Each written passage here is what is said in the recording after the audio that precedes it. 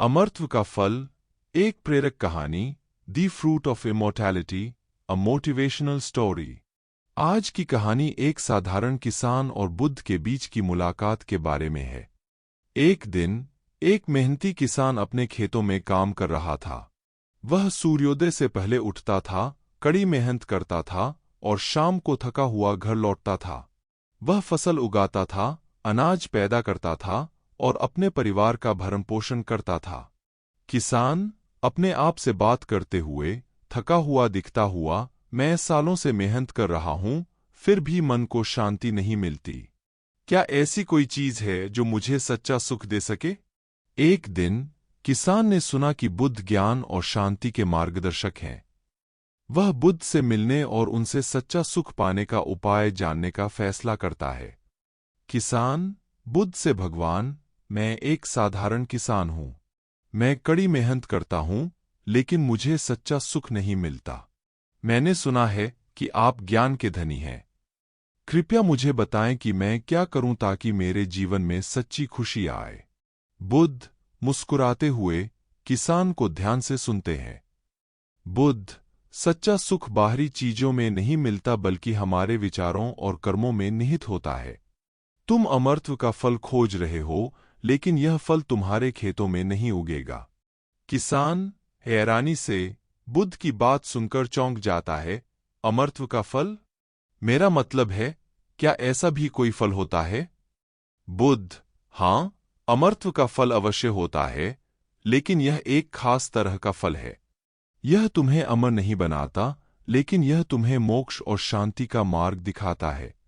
बुद्ध किसान को समझाते हैं कि अमरत्व का फल दरअसल आत्मिक शांति और मोक्ष है। यह फल बाहरी साधनों से प्राप्त नहीं किया जा सकता, बल्कि इसके लिए हमें अपने मन में अच्छे विचारों और कर्मों के बीज बोने चाहिए।